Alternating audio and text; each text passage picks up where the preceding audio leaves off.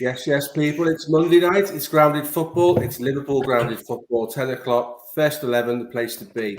This evening, I'm joined by one of my veteran stalwarts, Rak Singh. How are you doing, Rak? Yeah, good, Steve. Not too bad, thanks. Yeah, it was an interesting weekend and could be an interesting 24 hours. So let's see how they go. Excellent, mate. And we're joined by young Paul, who's starting his life on the podcast tonight with Grounded Football. So welcome. Yep. Paul's done Hello. a couple of articles for. Go on, Paul. You tell us who you've done your articles for, mate. So I write for mostly the Copite, so they're based on Twitter and all that. But I've done a little bit for the Anfield Rap. I'm in touch with them, like about articles. So yeah, I'm just trying to get myself out here. As you said, this is me first ever podcast. So yeah. So for those of you that are regulars, I've been speaking to Paul a little bit in the background on the DMs, and I've kind of put to Paul that, come on, have a look, see what you think, and then potentially, because we're having the sub channel when that gets up and going, Paul might look to have his own show, which would be really cool. I know I've spoke to Rak about something similar, but it's little steps and we'll get there. So yeah, welcome, Paul. I look forward to your insights, pal. Mike, my friend in the bottom corner, the gym machine. Check out his banner, guys. I want signings at LFC. Do you know what? This guy means business. Now, I brought him on for a couple of reasons. He's quite emotive about this. Now, this is why I really like him. And he's going to tell us how he feels. And he doesn't hold back, and that's good, because we have these are conversations. Nobody's right, nobody's wrong. And if you disagree with what people say, then you should say it. And that's why I respect him for that. So welcome back, my friend. Good to have you on the show. Thanks for having me, mate. Thank you. How are you? I'm good, mate. I'm good. Similar to Rak, mate. There's the 24 hours now, which is going to be quite interesting. I kind of get the feeling I'm going to be disappointed this time tomorrow night. I'm hoping not. We hear reports that Bobby's injury is 2 months. If that is the case, that's a concern. And if the club don't move off the back of that, then I don't really know what it takes for them to make a change. So let's hope we get a little bit of activity, because 2 months is a long time. Because personally speaking, and I'll come to you guys on this before we get into the weekend's game, I don't think Jota is able to do Bobby's role. I think Jota is better coming off the left-hand side. When you talk about wide players, the touchline is their friend. And what I mean by that is when they pick up the ball, there's not necessarily got people coming from behind you. So essentially what Jota doesn't have that Bobby's got is Bobby can play with sort of a 360 radius. So it's not a problem for him to have people in and around behind him. And I think Jota's got that to learn. So, but to the game at the weekend, guys. We'll touch on the game at the weekend. I'll come to you, Rak, first of all. Liverpool won, Chelsea won. Summarise for me, please. Tell me what your thoughts were on that. Yeah, look, it was disappointing ultimately. I thought we could have won and we were capable of winning, and certainly at halftime when obviously it was 10 against 11. I expected us to win. I expected us to win anyway, but yes, it was disappointing to come away with just a point. But it is what it is. I think generally speaking, I think it would be Chelsea did well to get the point. They were, I think, the moral victors from the game. But let's not take it too far. They're going to be right up there this season, and so I have to give them a little bit of credit, and we live to fight another day. 100%. Paul, you said you're at the game. What was the feeling? I didn't get to the game, so what was the feeling in the ground with the home fans, and your thoughts on the game in its entirety? How do you think we did? Do you know what? Just going quickly onto the atmosphere, it was bouncing. I was sat in the cop on the left hand side, but like all through the game, it's exactly what I've missed the past 18 months. Absolutely, it was incredible. I was made up to be back. I thought we started off well. Thought we did get under the skin, and then obviously they got the goal, and it was a bit like, oh bloody hell! They had the upper hand for a little bit, got the penalty. I didn't actually realise what was going on until the referee pointed to the spot. I couldn't tell what was going on. Look, yeah, so scored that. Bosch went in half time. I thought I thought we were possibly getting something out. I again at this point I didn't actually know he was sent off. I couldn't from where I couldn't see the whole. Probably sounds terrible. This is my first podcast. I'm saying didn't even realize he was sent off. But yeah, I thought Chelsea played well. To be fair, they fought very hard to get that point. 10 men as well. I thought Liverpool could have been better. I think it was that final third. In the end, I thought it was just one pass missing. There was just we were working it into the box, but we weren't that last man wasn't there. Do you know what I mean? That was the only thing that we lacked, I think. But do you know what? Fair play to Chelsea. I thought they defended well. People are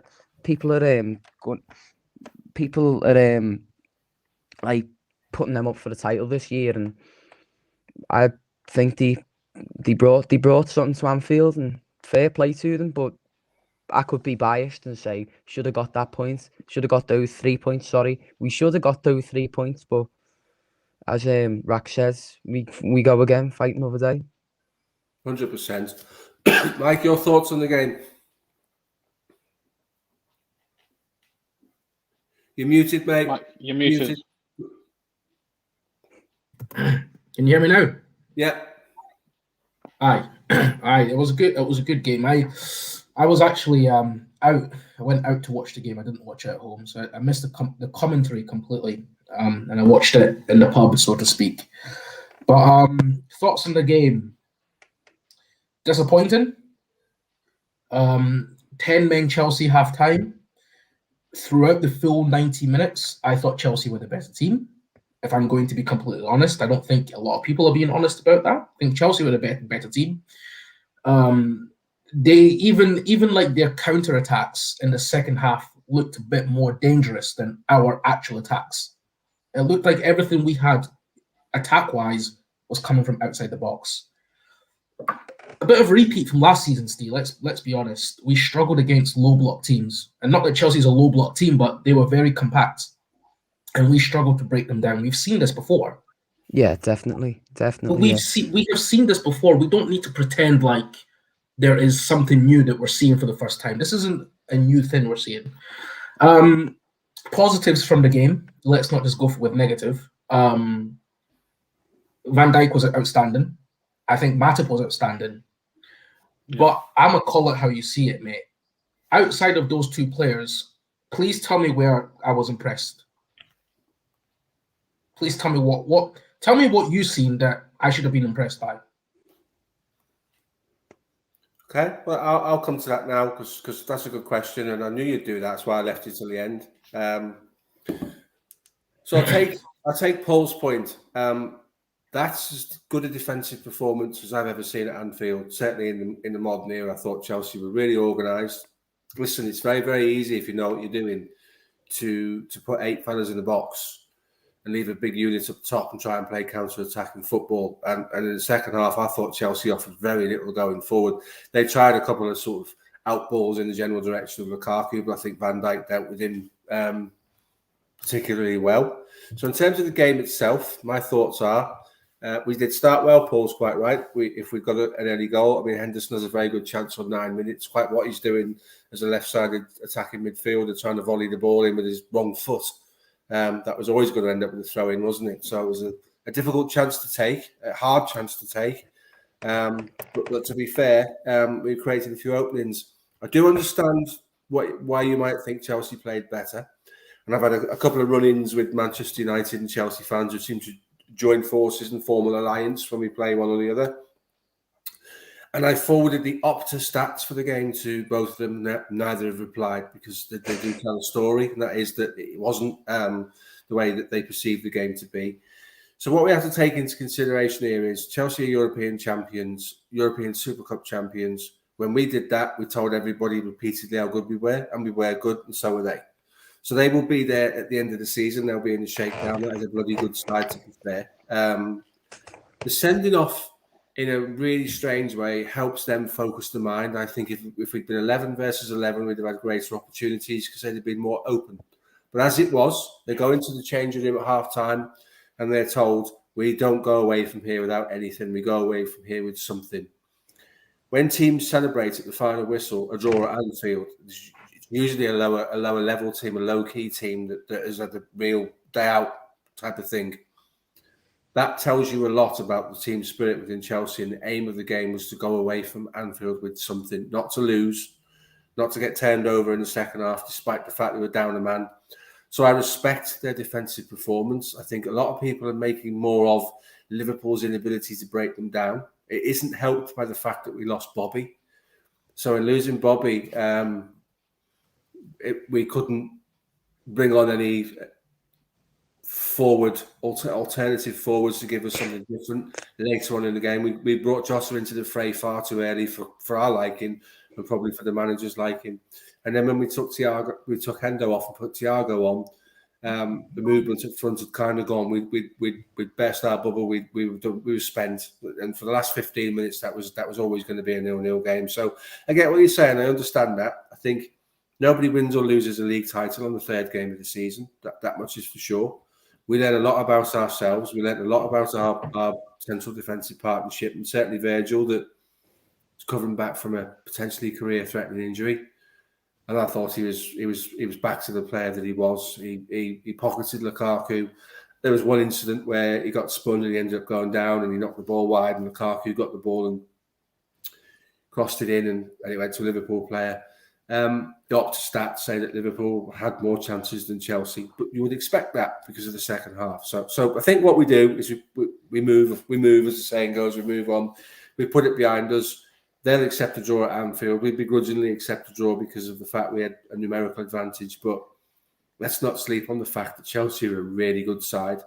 And if you look at the comments, particularly made by Antonio Rudiger after the game on Twitter, great performance today from the boys, especially against such a strong opponent. Let's not forget that they played the way they played because they're playing a team that would be capable of cashing in on the missing man. So great tactics from Chelsea, great defensive performance, but not the disaster class from Liverpool that people are going on about, saying we should be able to beat 10 men. Over the years, 10 men have always redoubled their efforts and been more resilient. It's parcel of football. Yeah, look, I think look, I said before the game that if Chelsea, hey, big up Jem. Actually, I was with Jem when I said this. I said if Chelsea come to Anfield and prove themselves, then I'll give them credit, and I will give them credit. I think they performed really well. I think they had the better of the first half. Fair enough. That doesn't necessarily mean that they would have had a better of the second half. And that'll be an unknown. We'll, like Jim says, we'll find out when we'll have a better chance to re-examine the two teams when we play at Stamford Bridge. But I'll take. There's not much we can do. We have to take the draw. I don't think it's worth being overly negative about it. And they did really well in the second half, and they proved a really stubborn team to play against. So again, credit to them. But let's so it's one game, and we're still up there, and we'll still be fighting for the league at the end of the season, in my opinion. Before we move on, Mike, your thoughts on Virgil van Dijk? I've touched on it. Obviously, the jury was out. Having seen that game and the Burnley game, which will probably be the two most physical oppositions he's going to come up against, how do you feel that went? Yeah, I was sceptical at first, mate. I thought it might be quite a slow start for him, but he's proved me wrong, which is good. And end of the day, I want what's best for the club. I support the club. I don't support players, unfortunately, for some. So he's proved me wrong, which is good. He's still class. Even if he's still operating at maybe 80, 90%, his 80, 90% is probably still the best in the league. So I'm happy with his recovery. Hopefully, obviously, myself being into fitness, I know what recovery can be like, where you think you're over the worst of it and any little thing can set you back. So touch wood, hopefully that doesn't happen, mate. He's been outstanding, actually, since he came back. The first game, I thought he looked shaky, but that's because I was paying attention in pre-season. Second game against Burnley, didn't really put a foot wrong. And then against Chelsea, absolutely outstanding. So, yeah, no, he was good. He was really good, mate. I'm happy. Good, thanks for that. Evening, Doug. How are we? I apologise. I actually dozed off. At 9 o'clock, and I've literally just woke up about 2 minutes ago. Yeah, the vaccine has taken a lot out of me. Let's put it that way. I felt very lethargic yesterday, but I'm okay. Glad to be with you guys, and I hope you're doing well. And apologies for being late again. Don't worry. I thought you'd had a better offer, so don't you hear, mate? That's the main thing. So, before we move on, obviously, I'd like to get your thoughts on Saturday's game, and certainly, obviously, some of the challenges, the physical challenge that Van Dijk seems to relish, and not like the Van Dijk of old. But I'd be really interested to get your thoughts on the game and Virgil's performance. Yeah, I thought Virgil van Dijk was fantastic in that game. I think there was maybe only one chance that I think Lukaku had that I think he missed a header. But yeah, I think Virgil relished the challenges again. And you know, we all predicted it. We all said that Lukaku would be, in Van Dijk or Matip's back pocket, and that's what happened. I actually can't remember Lukaku having one chance. I think the only chance I think he had, was there was a shot where I think he had one was blocked. But I tell you something. I thought Van Dijk, since he's been back, has been very, very good, and I think now you can say that he's probably 80 to 85% fit. I think he needs to get that other 15%, and then he'll be 100%. But it feels he's just boss, isn't he, Van Dijk? Just boss. 100%, Yeah, can't complain with him at all, can we? Well, just a little comment from Mustafa there.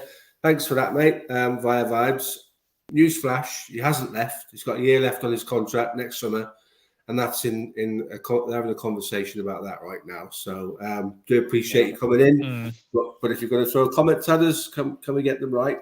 Give us half a chance to answer them. And just to be clear, unlike Manchester United, there is a succession plan. Julian Ward, who's deputy, has been in situ for a year and a half. So yeah, unlike Fergie and when David Gill, whoever was his partner in Man United, where they left a massive vacuum. At least Julian Ward's in place to potentially take over from him. So nice try. 100%. So, quick roundup of our opponents. We normally do this at the end. We'll do it now because I want to get into the transfer window and the Michael Edwards situation. Did anybody take the time to watch the Manchester United game? And if you did, feel free to share your thoughts with us. I did. I watched the game. You knew that was going to happen. Did you watch the game, Steve? Yeah, I did. Yeah. And you knew. Yeah. You've watched 1,000 games. You've seen that United were going to come away with 3 points. You knew that was going to happen. I don't feel sorry for Southampton. Who was it that played as a Southampton? The Wolves. I don't feel sorry for Wolves. Yeah. Wolves one bit. Wolves had 4 or 5 clear-cut chances, mate. Clear-cut chances. Took none. And you knew United were shit. Yeah, of course they were. They were. I'm not saying that they weren't. I'm not saying that they weren't shit, but you knew that when your opponent doesn't capitalize, it happens against teams all the time. When you don't capitalize on your chances, the one chance that your opponent gets, they're going to take it, and then they're going to see out the game. Paul Pogba dives on the floor because he's got cramp.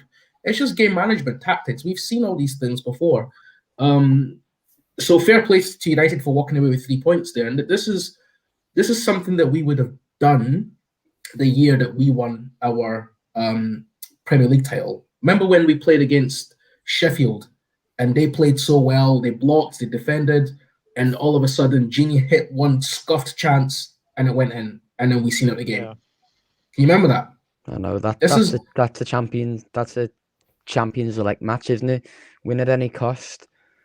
Do you know what? We were really lucky that game. I thought, yeah. Looking back at that, Sheffield United played really, really well, and I thought we were really lucky to get that point. To be fair, but it's that it's little moments that kind of makes the season. West Brom last season. We were all like, the only thing we wanted out of life was a 4th place finish for like April or May. That's all I wanted out of life. And Who could have wrote it? Do you know what I mean? Allison, out of everyone, Allison at the last minute at West Brom. And do you know what? West Brom, I consider bogey team sometimes because last few seasons, I'm glad they went down, to be honest. Like, no offense, but yeah, but you can't write. It's stuff like that that just it feels like it's written in the stars. I couldn't believe stuff. I didn't realize my voice could get that high, to be honest, when I was I think screaming my head off. you've hit the nail on the head where you've said United play ugly. They used to do this every single time when they were winning championships. There was one game in the season where they would just be, winning 1-0 or 2-0. And that game was evident yesterday. I thought they were terrible, Manchester United. I thought they were really, really poor. Fred kept giving the ball away. I don't know how many times. They looked so threatening on the break. If Adama Traore had end product, he would be such a good player. But the fact is, he does not have any end product that he couldn't score. Couple of opportunities yesterday. I think there was one where he was on the left-hand side. Tries to cross it in, goes out for a goal kick. Another option where he tried to go through, tried to play it across goal. Nobody there. He doesn't have end product. People are saying on Twitter they would like Adama Traore because he's rapid and he has pace. No, I'm sorry, but not for me because he doesn't have any end product. Would a manager like Klopp be able to do that? Maybe, but for me, that game yesterday was crying out for a striker yesterday for Wolves. I don't know how Roman Saiz managed to miss those two chances. Yes, one's a very good save from De Gea, and another one's a point-blank save as well. But he should be scoring there. And then, the Greenwood goal, we can debate it all we want. The tackle on Neves. I think if Neves goes down first, when the actual tackle from Pogba comes in, then I think the referee's got a decision to make. But the fact that he waited for a couple of seconds to then go down was why Manchester United got that goal. Because, well, there's a great strike from Greenwood, don't get me wrong. I think also what's VAR for? Yeah. Exactly. I mean, you saw it, yeah. I saw it on the weekend with Granit Xhaka. Granit Xhaka's challenge on I can't remember who the City player was he fouled, but he was so out of position, like 2-footed in the air. Immediately when you do that, that's a red card. What Paul Pogba did, he actually caught the side of Ruben Neves' leg.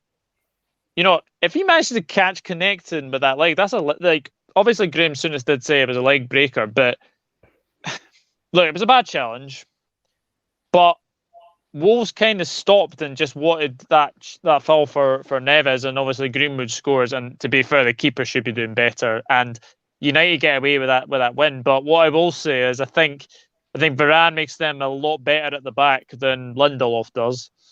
That is for sure. And but Cristiano Ronaldo is not going to solve Manchester United's problems in midfield because their midfield is weak.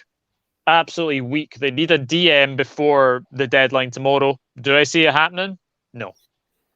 No, I don't see that. But just going back to the point Mike raised, what VAR, at the end of the day, the letter of the law says that if you go over the top of the ball with your studs up, which is what Pogba did, that type of challenge has been outlawed. So VAR should have dealt with that.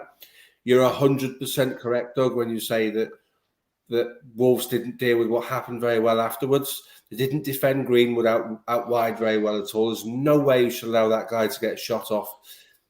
Very obvious what he was going to do. Very, very obvious what he was going to do. The defender allowed him to do it. And then the goalkeeper's got to put his hand up. I thought the goalkeeper was quite solid throughout the game. But to let that one go through him like it did, look, we've been on the other side of that. We've had games where we've won games that through, like Gini Wijnaldum shot against Sheffield United, that Ramsdale let square under his body. Those things happen. And bottom line is, against a good number 9, against a more efficient forward line, United are 4-0 down before they score. Simple as. Yeah. I'm not a big advocate of Wan-Bissaka, but that's some clearance. That one stops it going in. So, United have had their luck, and that won't last forever. They've got, like you said, the signed Cristiano Ronaldo. I can't understand why.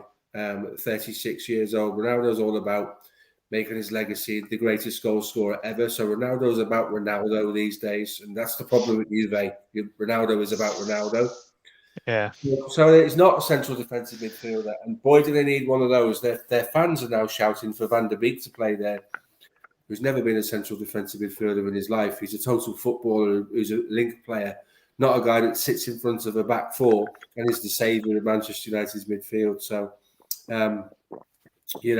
just quickly moving on, we'll touch on one of the teams. Manchester City look sharp again. I know it was only Arsenal, but you do have to put away what's in front of you, rack, don't you? And 5-0 against Arsenal didn't flatter them, did it?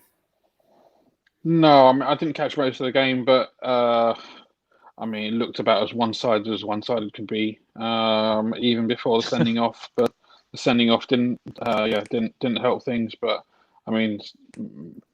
City on a different level to Arsenal, and as it stands right now, it looks like it's going to be a long, hard season for them. So, I don't envy them. Their fans are understandably concerned, perhaps not understandably, losing the plot a bit. But it's not a difficult situation. Arsenal in a tough situation in general. Their squad is all over the place. There's no, they haven't got many sellable assets. The amount of money they have invested, time will tell, but at least from the outside, it looks like it's being invested in a bit of a haphazard way, and it's not necessarily going to improve the first 11. Excuse the pun.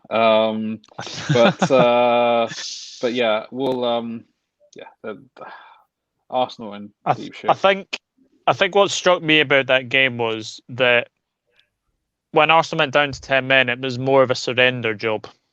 It was more of basically, let's see how many we can stop them scoring without, being an absolute canter. Because if I'm being honest, I could have been 9, I could have been 10, could have been 11. If Manchester City had scored so many chances, then Arsenal are probably going away from that with a cricket score. Arsenal had 19% possession. That is the lowest amount of possession they have ever had in a Premier League game. So it just goes to show that there's something wrong with Arsenal right now. I don't know what it is, but why on earth is he playing Kolasinac as a centre back? Like, I thought this guy was away from Arsenal. I thought he was away, but the fact that he's playing him as centre back just goes to show that they need depth at centre back, because Ben White was out. I think Gabriel is still out as well. So the problem I have with Arsenal is I don't see where this ends. They could have a long season, and Norwich City only lost 2-1 to Leicester. They play Norwich next to the Emirates. I don't think many people would not back Norwich to get something from the Emirates. It's no given, is it? It's a tough game. Norwich will fancy their chances in that game.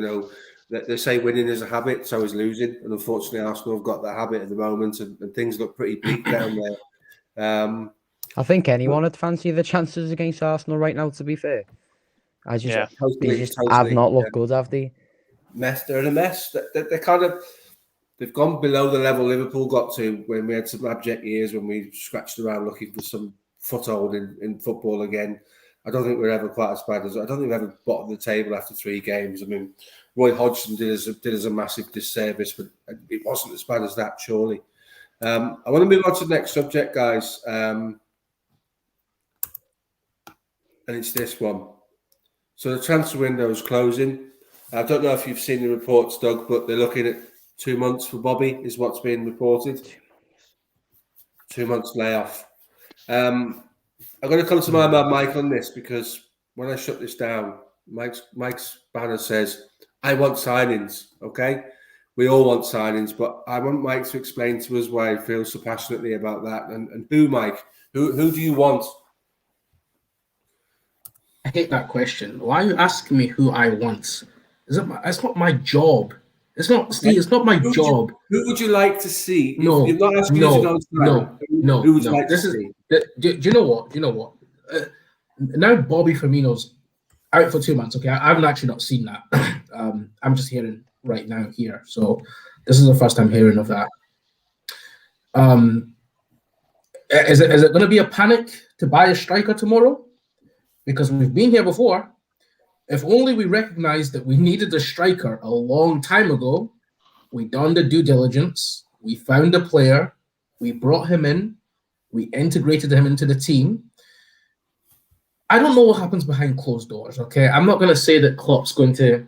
I'm not saying that John Henry is saying to Klopp, oh, you know, there's no money, and then Klopp's going to come out and tell us, oh, there's no money. Do you know what I mean? Like, I don't think that's happening, right? Klopp is obviously a good manager. He doesn't want to upset the squad by talking about players he doesn't have. I understand all these things. But why are we now in this position? So are you telling me, right? Because before the Chelsea game, I've seen a lot of people on Twitter talking about, oh, I would start Bobby. I would start Bobby over Jota. And I was like, Well, how would you start Bobby over Jota, who scored 2 goals in 2? Why would you do that? So it's apparent that majority of the fans think that Bobby Firmino is our number 1 striker. He's the player that tags along with Mane and Salah, right? Why are we in the position where he is now injured for 2 months? There is 1 day left of the transfer window, and we don't have a replacement. Or the replacement we have is far from the level that we expect, that can actually compete to get the title. Because I'm going to ask the question. Is that a silly question? Do we want us to win the Premier League? Is that what everybody wants in this? Does everybody in this live now want Liverpool to win the Premier League? Is that what we want? Well, of course, yeah. Is Jota at that level, though? I mean, £40 million that we spent for him. I've seen people go on about Mbappe and we want Mbappe, we want Haaland. I think 40 million last year for Jota, it means something. Do you know what I mean? Could he? I agree with you. I think we probably need better depth in there. Definitely. I mean, we had Firmino, let's say that, but we've got Jota who's doing well. He's showing something with his performances. He's shown last season in the Champions League group stage. I think Firmino's injured. Jota, who do we really bring on for Jota?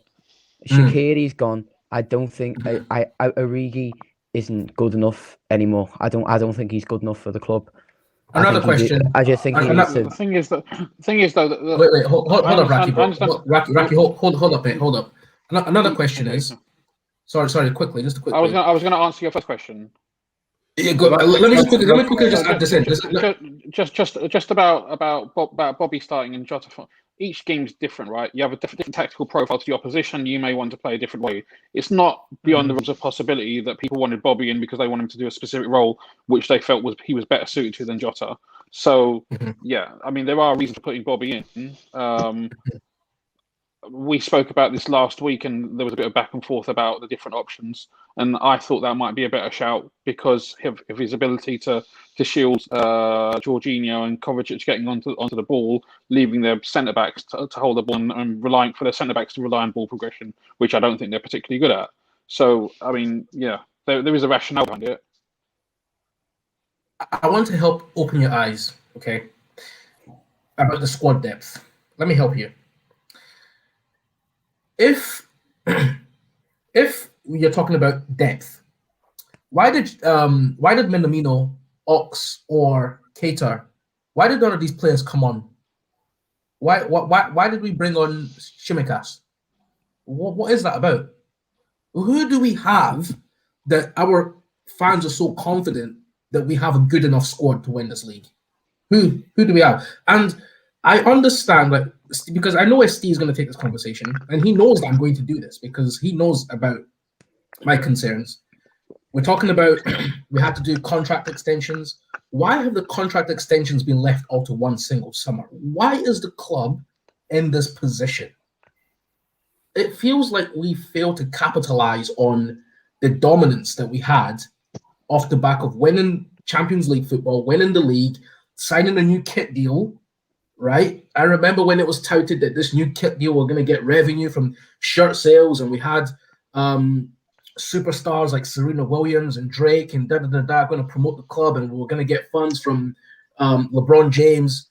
Like, the journalists were writing the stuff, and fans were buying it. I was buying it. I was buying it. I'm not special. I was like, the money's coming in. We're going to eat good. And now people are asking me, saying, who do I want? It's not my job to tell you who I want. The club have people. They pay people for this. Why are we in this position? Who have you seen, though, who you would want? What? Are we doing this? Mikey, I'm genuinely asking, what player have you seen for an opposition club that you would like in? I completely understand your viewpoint, but you're saying it's up to the club, which, yeah, it is. At the end of the day, it's Michael Edwards at the helm, isn't he? You know, he obviously knows more than us, and I agree with you, but there must be someone out there that you would like to bring into the club. Okay, somebody's asked me this question before, and let me ask you this. Do Liverpool think that nobody out there can improve the squad? Is that what they're saying? Is that really what fans believe? Of course they're not. But the money that's but Steve, then why are people asking me who do I want? Because we're interested. Because you want signings. You've got quite a strong point to make on it, and I don't disagree with lots of the things you say, and that's partly the reason why I enjoy having you on the pods. But we're all football fans. We all watch. We all look at players, like Doug said before. We all look at players in other teams, and we can identify that Adama Traore would not be particularly good for Liverpool because there's no end product. So let's take it back a step to the question that you asked before that Rack answered. Why Jota? Why Firmino? And then Rack made the very valid point that the opposition will dictate who plays. So if you look at what those two guys give us, and personally speaking, Jota is competition for Mane for me, not for Firmino, because I don't think Jota plays that well in the centre of the park because of all of the different facets of the game. You have to look at what those guys do, and we all do it. We all think to ourselves, do you know what? That guy could do a job for us. 18 months ago, someone would have said, Raul Jimenez would have given us a plan B because he would have been a focal point. We could have got around him. Then he goes and has his head injury.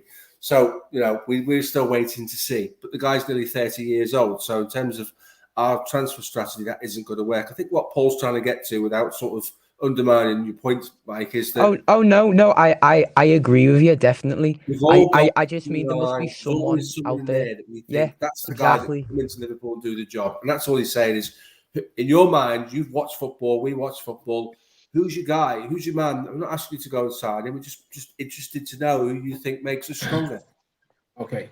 I'm going to be honest and say I've actually stopped watching other clubs play. I promise you, I only enjoy watching Liverpool play football. So I don't watch football outside of Liverpool enough to have a target player. But let me tell you something, though. I watched the preseason game against Atletico Bilbao. The number 9 they had, phenomenal. Looked excellent. Inaki Williams. That's the one. Him. He looked really good. I've heard his name before, etc., etc. Like I say, I don't watch enough football outside of the Premier League to tell you that's the player I want. And I'm not going to make up a name or lie or something like that, right? Okay, what's your mold though? What's your mold in your head for?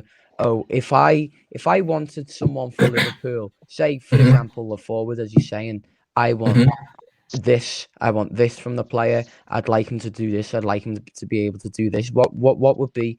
Let me answer your question, Paul. Hopefully this helps. We never replaced Coutinho, and we knew that. I don't think we've got a role for Coutinho anymore. I don't think there's a Coutinho role. That's the point. Is we don't have that player. You know that player that when you give that player the ball, you know that something magical could happen. I think Thiago's shown us that on occasions, but not enough. Has he? Has he actually? I think he has. I think at the beginning, he shown something on the ball Like no, I think I can see you obviously don't agree with me. That's No, I fine. don't. This I is don't. this I this is don't. all I. look, But I understand. Was Coutinho that player for you? I think Is that? Go on. Sorry, Raf. I Go on. think sorry, mate. I think it's fair enough to say, look, there's no. It's tough to say, okay, which players do you want, and like start putting out actual names there. I mean, I think regardless of who those players are, the fact that if people feel like we need more depth in a particular position, I think that's fair enough. And we could go through individual names, but it's kind of like a little bit looking for a needle in a haystack in that sense. So I don't know how useful you guys think that is. I think, look, absolutely. Ultimately, if you get injuries, you need to be able to bring quality in. Otherwise, you're gonna suffer a downturn in form. I think that's a fair enough presumption to make. And if Bobby is going to be out for the next 2 months, we will miss him to some extent. Whether it be a greater extent, we don't get any other injuries and we survive fine. Or if we're then looking at a period of maybe 2 or 3 months or 2 months where basically we've got a front through which we're not able to rotate, and then maybe someone else might get injured because of exhaustion or overplaying or whatever the case may be. So I think it's a legitimate concern. And you know what? Is, I'm on mute. I'm on mute. And you know what? Do you know what's frustrating is that Steve knows this. We've been saying this, or certain fans have been saying this for a long time now. We didn't start saying this last week or last month. We've actually started saying it last season, 2 seasons ago. We don't need to be in this position as a club. We should have capitalized on our dominance. We should have, but we didn't. Now, please don't tell me Mike Edwards is going to go into the market tomorrow looking for a striker, because guess what? The price just went up. If the price wasn't up before, it went up again. At the end of the 1920 season, coming into last season, where you're saying they could have capitalised on that success, who would we have brought in to capitalise on that success? Because I thought at that I was satisfied with, I understand the squad, maybe not the squad, but in terms of the starting 11, I was fairly satisfied. Yeah, you can always bring in people to, like, you can always bring backups in and all that, but do you know what I mean? Do you understand what I'm saying? Yeah, and do you know why you're satisfied, Paul? Because you trust the manager, and I trust the manager too. But look what happens when you over-rely on a competent manager. It happened to Manchester United when Sir Alex Ferguson left, albeit he had the money in the backing. It happened to Arsenal when Wenger left, albeit they said the top 4 wasn't good enough. Now, top 4 would be a delight for Arsenal. And it's going to happen to Liverpool Football Club the day that Jurgen Klopp is no longer there to work miracles. We need a proper strategy, not just relying on one player. We rely on Salah, or we'll rely on Trent, or we'll rely on Klopp. These things come to an end.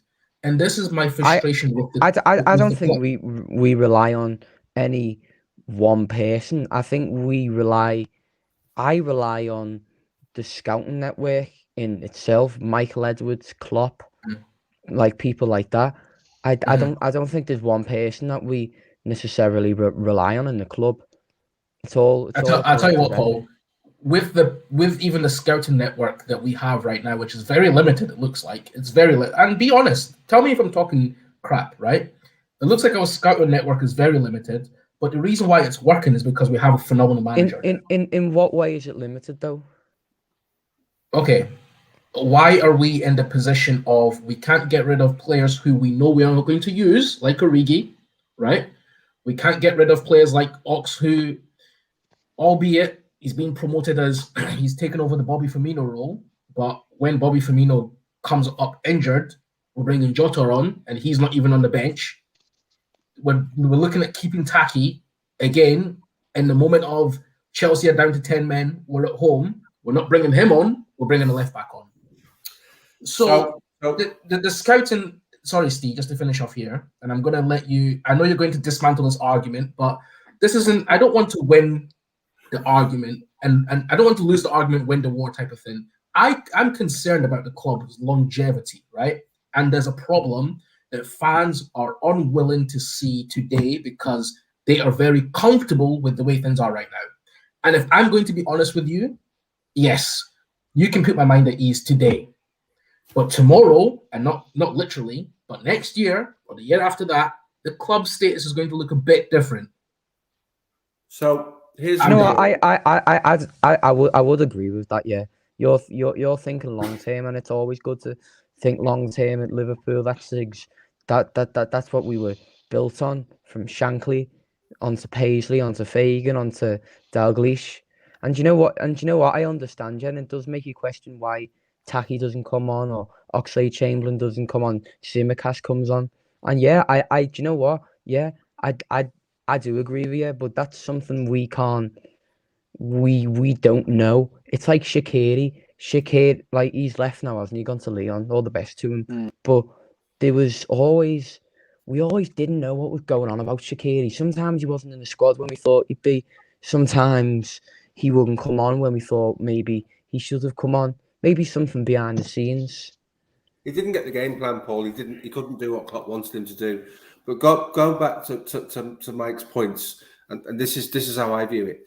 You can go and sign a player to come into your squad because he's available, or you can go and put together a proper player profiling system for a system that Liverpool play. So the best example I can give you of that is Manchester United have got 5 or 6 centre midfielders, and they don't know how to make them work to give them a system because they just bought stockpile players because Bruno Fernandes was available, so they threw a shed load of money at him. Fred was available, so they threw a shed load of money at him. They brought Scott McTominay through. They've got Nemanja Matic. They don't know how to get the best out of those players because they bought them for the sake of buying them. Liverpool don't buy players for the sake of buying players. There will be a list of players that fit the Liverpool player profile that at some point in time, Klopp might like to see join the club to strengthen the squad. If those players are either priced out by their parent clubs or not attainable, he won't just go and buy someone for the sake of buying someone, because our whole club is built around his system. And I've said many, many times to many people in podcasts, when it works, our system is ruthlessly efficient and nobody can live with it. But it's also very, very fragile. And we saw that last season with all the injuries, and we see that with the potential longer-term injury to Bobby, and we're all saying, right, who can fill it? I totally agree with you, Steve, there, yeah. Yeah, I think he it doesn't want to sell is a fragile thing that, yeah. He doesn't want to sell Oxlade-Chamberlain. He likes Oxlade-Chamberlain. Origi doesn't want to leave the club, and if we force Origi out the club, we have to pay off part of his contract because that's how football contracts work. So we'll have to pay him a big wedge of money to go away, and we want 20 million for him, which is unrealistic. Origi, I was looking on Transfermarkt, and apparently Origi's contract runs out on the 30th of June 2022. So that'll mean in January he'll be free to talk to any club for like a P contract. I think he's got 2 years left, doesn't he? I don't think he's got just 1 year left. We're checking. I may be wrong, but that was always my impression. Just quickly though, what's your name again? What's Mike? Mike. Sorry. Mike Paul. Sorry, mate. Sorry, Mike. This is, as I say, this is me. You can call him. You can call him Mr. I Want Signings if you want, but yeah. Mike. Yeah, Mr. I Want Signings. Yeah. Yeah. Just quickly while he looked it up. You like what Steve just said. You can go on to what Mike said. The tomorrow. I think hopefully we've got a plan for the tomorrow. Hopefully we don't have to worry about the tomorrow yet. I think we've got a good few years with Klopp, and I'm sure, again, if we trust in the club, they have already got a plan in mind, whether that be, I don't know, Gerrard, could have been Julian Nagelsmann. I heard stuff about that. Obviously, he's gone to Bayern Munich now. Pep Linders, if Pep Linders came in, that'd be interesting, but he hasn't got a lot of experience. Went to the Netherlands for a year, didn't do well. But is that something? Is that something? Job in Brazil? I don't know. No, that was Gerrard's assistant. He went to Brazil for a year.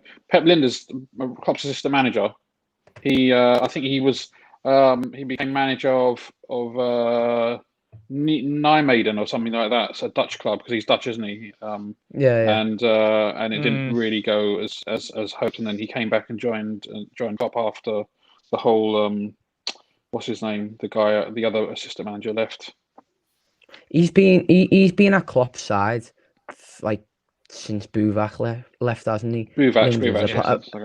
Apart from that that year that he went to the Netherlands. So this is going off topic. I'm sorry, Steve, but go if when tomorrow comes, and then that's a question in itself. When do we have to start worrying about it tomorrow? But I think Pep, looking at it now, I couldn't really see many contenders. Possibly Gerrard, possibly Linders. What I'm about to say about Linders, he's been at his side. He's been at Klopp's side for years. He's been at Liverpool for a while now. I think he will see everything that goes on around the club. He will see Klopp's coaching philosophy, the way he sets up, like stuff like that. If he was to come in, say, 2021 now, and if say Klopp left 2024, Pep Linders came in for the 24-25 season, I'd be interested, but I'd be excited. I'd be thinking possibly the way Shankly left and Paisley come in. I'd be Paisley surprised. didn't have. The big difference. I'd be very surprised it didn't happen. The big difference there I think is that'll happen. clearly the guy that is the go-between between the manager and the players. Yeah, although it doesn't always work out, does it? Exactly. When you then step up to the big man's job at the top, you find it hard to break those relations down. Yeah, again, this is just an idea, isn't it? Yeah, no, do you know what? There's plenty of merit in what you're saying, because clearly he knows what Liverpool do. For me, Steven Gerrard needs to come south of the border and take a job for at least 18 months to 2 years and do well at it before Liverpool even look at him. I know lots of people who don't want Gerrard as a manager purely because they're terrified of him destroying his legacy as a manager, that because it doesn't work for him. It's impossible. Gerrard can never destroy his legacy at Liverpool. Do you know what? I totally agree with you, but Ryan, for instance, who comes in here and disrespects Liverpool frequently, apart from being a Liverpool fan, which is a bit ironic, but there you go. He's the guy who says, don't bring Gerrard in as a manager, because if it goes wrong, it damages everything. So as we're on the topic of obviously transfers, do we see anybody going out tomorrow? Maybe Phillips. I think Reece Williams will be going out on loan. Yeah, well, that would I could see that. Yeah, that would be sensible. That would be sensible. Yeah, I think Phillips. I've often said I think we give Phillips the choice. He stays and plays as fourth or fifth choice because he's earned that right because of what he did at the back end of last season. And let's be honest, we won't be paying him a king's ransom in terms of his salary. Or we give him the choice to go and be first choice somewhere else. And I've got a question. Would you take 10 million for Harvey Elliott? No. 10 million? No, not. I mean, just based on his performances in the last 3 games, absolutely not. Are you not convinced? I think to be in big trouble. You would then, yeah. You're not big on Harvey Elliott, no? No, I am. Oh, okay. I'm just asking the question just to check the mindset of the people. I mean, Curtis Jones. Curtis Jones is going nowhere. I'm hearing as well. Yeah, there's players that I'd let go of, but Harvey Elliott and even Curtis Jones are not 2 of them. I think they need to stay, and hopefully they can forge a career at Liverpool. The thing is, everyone always looks at academies like, are they producing world-class players? Like, the vast majority of players that Man United's academy has produced over the years are just squad players who've saved them, like, back in the day, like 10, 15, 20 million pounds here or there. And then that means that you don't have to spend a shit ton of money supplementing your first team with squad players. You can focus those funds on buying top quality first team players. You could look at who was the last player that we brought up from the youth and succeeded. Trent. Yeah, I mean, Trent. Yeah, Trent. Sorry. Yeah, fair play. That's what I mean. But most academies don't produce world class players on a regular basis. Like, even obviously Man United have got what's his face? Greenwood. Greenwood. but like I don't think Rashford's necessarily world class. You end up getting like a load of what the hell was the one who went to West Ham on loan last season. Jesse Lingard. Jesse Lingard, yeah, just like a load of decent squad players who can help supplement your first team. If we're and look at Chelsea, like they've used those squad players, and they've either kept them as squad players or they've recycled them and sold them for 20, 30 million. Like the amount of money they've brought in this summer has been incredible, to be fair. Yeah, Kurt Zouma recently went to West Ham, didn't he? For like a quite pricey, wasn't it? Like 30 million got for him. Yeah. 30 million, yeah. I think that's good business from Chelsea. That like. Well, Dan James is going to Leeds for 28 million. Everton haven't sort of gate crashed that one. So it's one of those. But it's a difficult one. I want to bring this subject in now because this is probably our biggest concerning story of the day. This is the one that if you've been following Liverpool off the pitch and the things that we've spoken around, this is a considerable concern. So, Rack, I want your thoughts on the news that Michael Edwards is not looking to renew his contract in the summer. Yeah, look, it's concerning because I think when he first came in under Damian Comolli, people obviously didn't really know him. He was a bit of an unknown. He was quite well regarded by Daniel Levy, who didn't want to let him go, but Comolli offered him a decent role at Liverpool, and the owners have kept faith with him and promoted him within the structure. And ultimately, I think one of the things it did for Brendan Rodgers is Brendan Rodgers didn't want to work under a director of football, whereas Klopp was more open to that. And as and when Klopp came in, shortly after, Edwards had proved himself to the extent where he's basically along with Klopp running the football operation at the club. It is concerning. He also the world class analytics team that we've got at the club. He's also put that in place. So you wonder how far reaching, if he did leave, how far reaching the effects could be. But at the same time, it does look like we've got a succession plan in place. Julian Ward's been in situ for I think a year or so, and he's obviously been at the club longer than that. So at the very least, it looks like if he does go, then we have someone who looks like he's capable of taking over, and that alone does demonstrate good planning. But whenever there's a change of someone who's so hugely influential in any organisation, inevitably that causes concerns. Doug, your thoughts? I'm sad. I think Michael Edwards has been very, very good for Liverpool. And the amount of deals that he's managed to get was like 20 million for like Dominic Solanke and like 50 million for Jordan Ibe. I mean, those two players were never going to be good enough anyway for Liverpool. He's going to be a miss. I think there's no doubt about it. I think it's a big, big concern for sure. But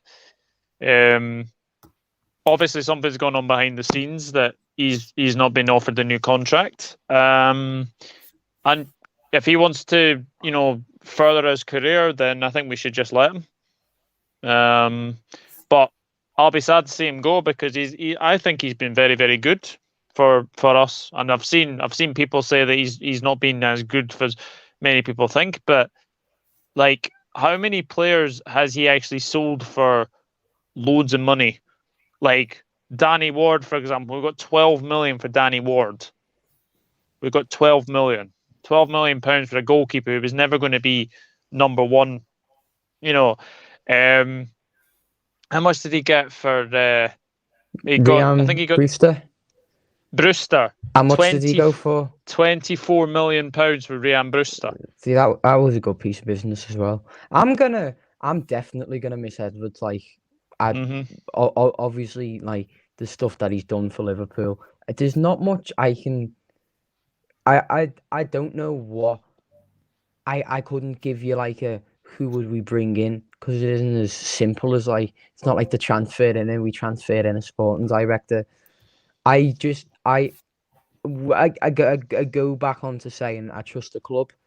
I hope the club has got something in line, but I'm gonna miss him. I hope not much change. I was worried when Buvak left, but obviously not much. He left just before the 2018 Champions League final.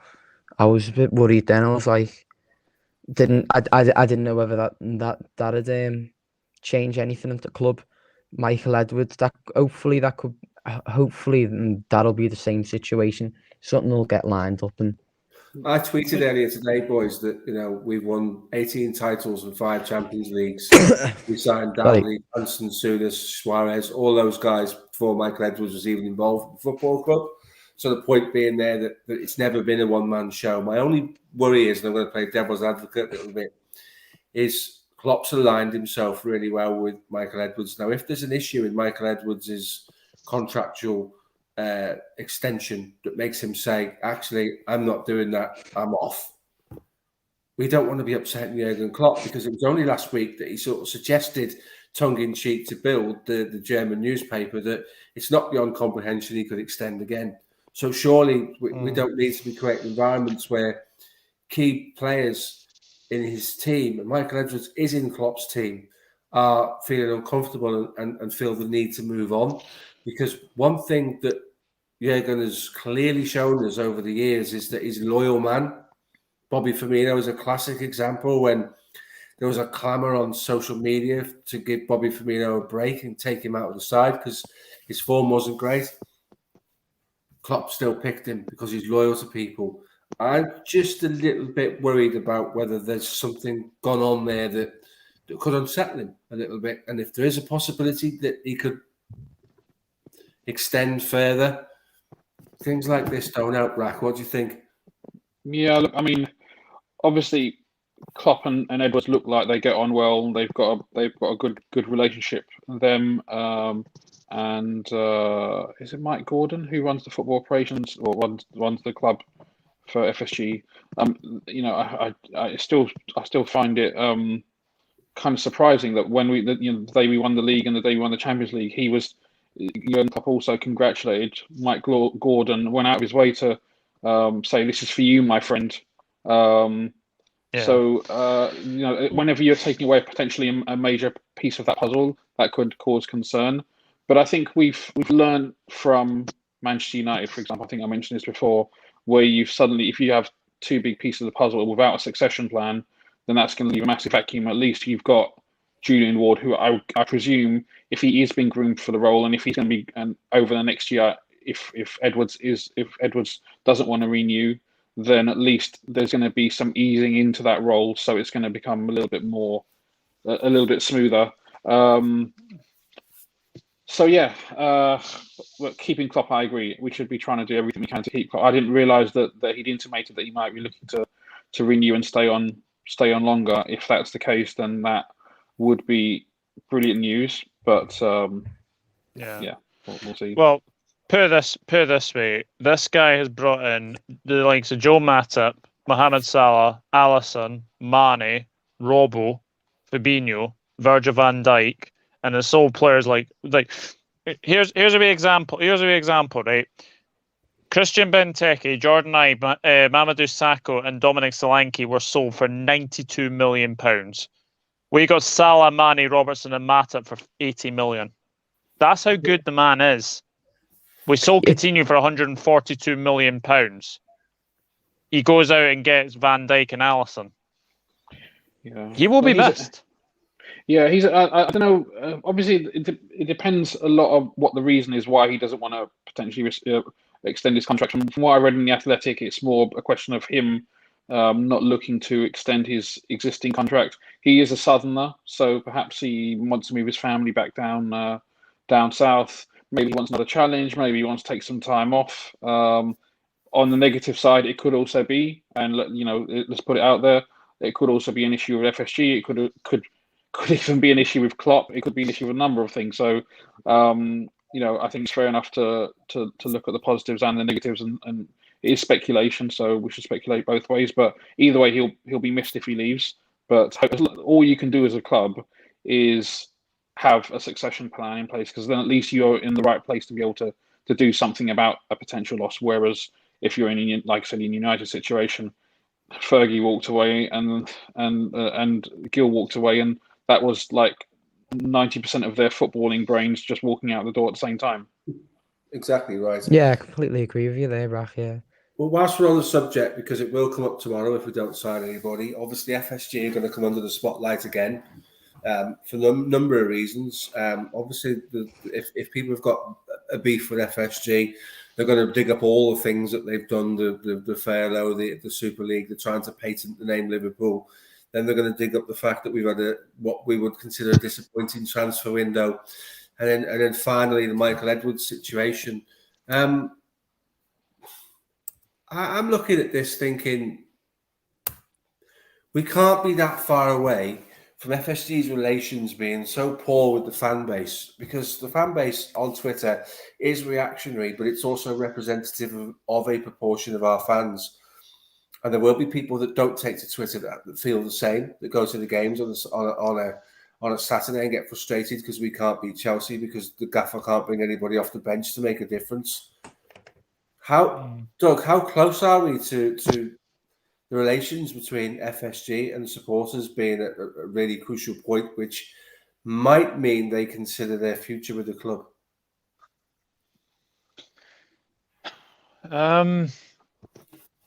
I think it's very close. Look, FSG have probably made more mistakes than successes at the club, I would say. You remember that they flew Kenny Dalglish all the way out to USA just to sack him. There was the £77 ticket prices. That was wrong. The trying to trademark the name Liverpool, that's just a no-no. Furloughing staff, and then obviously the Super League stuff. So that's going to have a detrimental effect on everybody, I think, having FSG. Look, I'm going to say this now. I'm not FSG in or out. I'm not taking part in that nonsense anyway. But there will be a time where I think fans will want to, fans will want to be successful. There's no denying that. But there is a way that you do it, and unfortunately, with all this nonsense about obviously the Super League, like all the clubs still being in it, etc. Like I think that's just scaremongering. I think the reason that people, the clubs did exit the Super League was because of fan power. That was it. So I think it's very, very close. I think if I'm being honest, full-time football Twitter tomorrow, I don't think it's going to be a good place to be if we don't sign anybody tomorrow. Football Twitter isn't the best place to be anyway. I would just avoid Twitter tomorrow, because I can't stand the fact that there's going to be so many people that are just going to be so annoyed. But FSG, I think it's close to becoming the end. I think. Paul, same sort of subject matter. It's just such a hard one. I think what I could say is FSG, obviously the business people, aren't they? It's probably at the end of the day, you could probably say it. You could say it about every club's owner. At the end of the day, it's they're trying to get a profit out of the club. The £77 ticket, the Super League, stuff like that. It's given me like it's hard to explain. I don't trust them as much as I used to be. I've been exposed to this over like the Super League, of the actual intentions of owners. I hadn't really thought about this that much. I'm not either FSG in or FSG out. I couldn't say, oh, FSG in, but then look at the stuff, look at the things that they've implemented through the years. I couldn't say I'm FSG out because of the positive things they've done through the years. With yourself, financially, we're ran like a self-sustainable business. I think, in a way, that's good. You've got City down the road. They aren't self-sustaining, are they? Do you know what I mean? You couldn't say they're self-sustaining, but what do in this day and age of modern football, what do we need? Should we stick to our values as a self-sustain? I think we should. I don't think we shouldn't I agree. forge out 100, 200 million just to be able to compete with the likes of Manchester City, PSG, Just stuff like before you that. carry on, do we have to change our expectations if that's the way we go then? Do you know what I've Yeah. thought about this? And me answer is I don't know. I think it's all about how just going with the flow, really. I don't if in my ideal football world, there'd be possibly some kind of I haven't got a list, but some kind of reforms. Do you know what I mean? I look at the 50+1 rule in Germany. Obviously, there's stuff to take into account with that, but I think some kind of reform, some kind of variant of that could, or not even going on to part fan ownership in terms of like financially. I think it's I don't, as I say, I don't think you should forge out 100, 200 million just to be able to compete with the elite. Do you know what I mean? It should be the other way round, I think. I don't know. See, there's a lot of stuff to take into account. I couldn't say everyone should be like Liverpool. I couldn't say everyone shouldn't be like Man City, because it's such it for the world and the atmosphere of football is so complex, and there's not really a right or a wrong, if you know what I mean. I like just the I don't agree with all the money in the game. I think fans are slowly but sure, like working class fans are slowly but surely getting pushed out. Another question for you. You've got Chelsea that seem to have wanted abandon when it comes to money. Manchester City don't worry about money. Manchester United continue to saddle themselves with debt. They're probably close to £1 billion in debt now with the stuff they've done this summer. You've got Arsenal with potential suitors to take over. You've got Newcastle with potential suitors to take over. You've got Spurs who should be further up the road than where they are. If say for instance Arsenal and Newcastle get billionaire owners that don't have the same financial constraints as Liverpool, that's why I asked you, do you think that there needs to be a change in expectation? Because our fans are still demanding that we compete with Manchester City on the pitch. Our fans are still demanding that we compete with Chelsea on the pitch. And if you look at the weekend's game, and we've already spoken about this, Chelsea are the real deal at the moment, and they will be there when the shakedown at the end of the season. I'm not particularly keen for us to sell our soul, so to speak, to so am I. But such is the evolution of football, we either accept that a semi-final FA Cup, the top four finish would be okay, or we move with the times and we do what we have to do to compete. And I get what you're saying. It's a really, really difficult question. And there's not really a very sensible answer with regards to that, because the day Liverpool sell out to an oligarch, Will Shankly will be turning in his grave. The guy said in the 60s that at some point in the future, these guys will have their names on the back of their shirts and they'll be playing in the European League. How true was that? You know, that was the foresight of the man. But the bottom line is, I watched David Moore struggle to fund the club. I watched Manchester United build a business, build a brand, build a professional organisation while we were playing five-a-side football and talking about boot rooms. And that's very harsh. That's the reality. And then when football became a business over a sport, Manchester United were like, right, let's go. The shop's full. The ground's 75,000-seater stadium. We've been abroad. We've invested in our brand. And they reap the rewards of that. And you mentioned class of '92 earlier. That's fortuitous that you get 6 or 7 players that come through your youth system at once, and we may never see that again. But we've already put ourselves in a position where we got left behind because we forgot to plan for the future. When 25 years ago. My worry is that the teams around us are stretching their financial muscles and we're not able to compete. Football's a competitive sport. We want to be there for the trophies, don't we? So it's really, I totally agree. It's a really, really difficult question to answer. No, I agree with what you're saying. As a fan, as a Liverpool fan, I'd like us to I'd be all, oh, let's stick to our values. But in this, as you say, in this modern day and age, can we do it? Like long term, would we be able to do that with the types of clubs around us?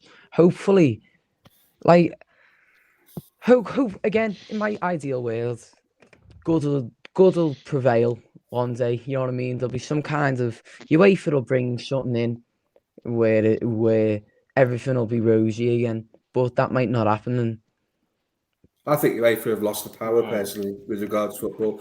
Rack, you've been sitting patiently waiting for your opportunity to add your 2 pence worth, mate. So go for it, mate. Talk us through your thoughts.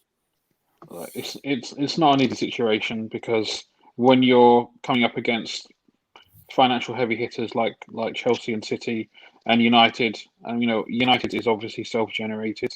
And to be fair to Chelsea, like over recent years, they have been self-financing to a greater or lesser extent.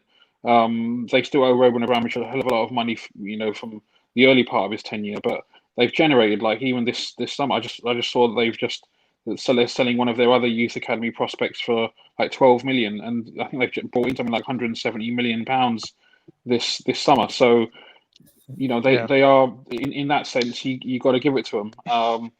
Look, these things, I always think the one thing that isn't really talked about as much, and it's something that actually we've done to bridge that gap, is it's about being smart. And it's not easy to be smart, but if you can be smart and you can buy well and sell well and unearth these hidden gems and stuff, then that gives you a means of bridging that gap between people who can afford to, like City, afford to say, oh, this 60 million central defender has failed. Fuck it, we'll chuck him in the bin. We'll get someone else in. We can't afford to do that, because if we buy someone for 60 million, that 60 million has to hit. Otherwise, we've spent a lot of money and we've committed a lot of resources, and I mean, you can argue, Naby Keita up until now. It's a tough situation, isn't it? Absolutely. We can stick to our values, and we can say all this as we are now, but then City could be doing the exact opposite and winning the league, FA Cup, League Cup, runners up in the Champions League. Do you know what I mean?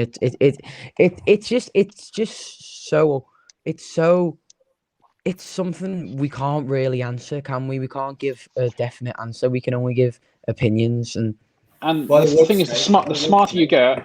The smarter you get, obviously people will also imitate you. So the smarter you get, the more difficult it is to stay smarter than everybody else. Like the analytics thing, which we've been quite advanced in.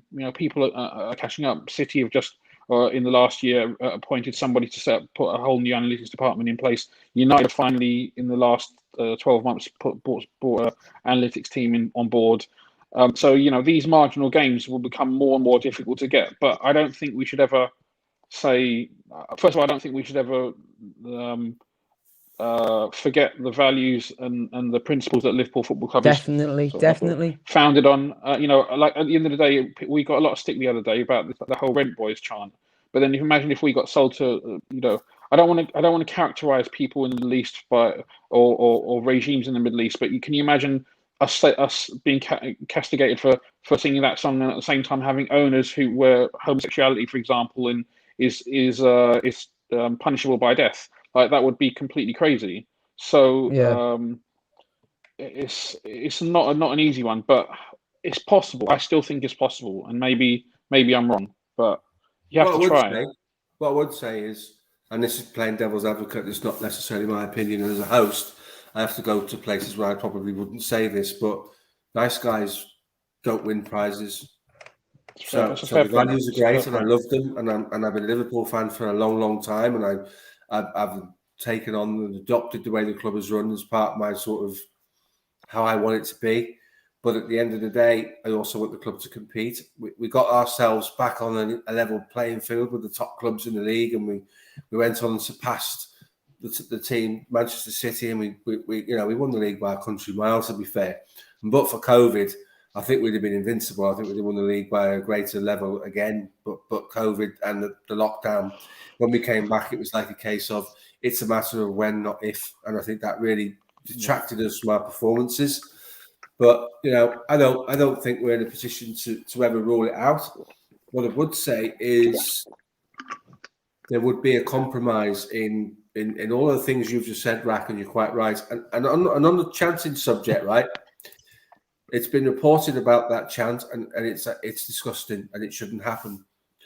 But the same people who report on that don't report that we sat and listened to them calling us murderers for 45 minutes before we retaliated with that chant. Now, I'm not saying two wrongs make a right here, because they don't. But unfortunately, that is a universal language that people will retaliate in that vein. So when you're painting a picture of fan chanting, don't paint a one-sided picture of that fan chanting, because we responded wrongly to that despicable thing that is often levelled at Liverpool fans at away games, taking £20 notes out of their pocket and waving them at us, saying we're destitute and poor. We do as much work for Manchester's food banks as they do, and that's forgotten. And they don't look at that; they don't recognise that. So, even the sign on stuff, like, it's just like, we're all human beings, for fuck's sake. Like, we should treat each other with a bit more respect. But I understand football loyalties and prejudices and all that kind of stuff. But I don't know. Cool. Right, guys, an hour and 20 minutes. What I'm going to do now is just get you to tell us where we can find you and what you're up to before we sign off for the evening. It's been a good chat, and Paul's been a welcome addition to the panel. Same to you, pal. Big up to One Rovers. Doug, where can we get you? What have you got coming up? It's a bit of a quiet week, to be honest, because obviously it's the international break. But I've got my Friday LFC Focus podcast on Friday, so that'll be something to look forward to. I think we're just going to go over the week's football and probably rate our transfer window, whatever happens tomorrow. So come and check me out at the Dugout Football channel. Cool. Rack, where can we find you, buddy? Here, of course, Monday nights. On the terrace, I'm usually call up and contribute over there. Oh, do you go on the terrace?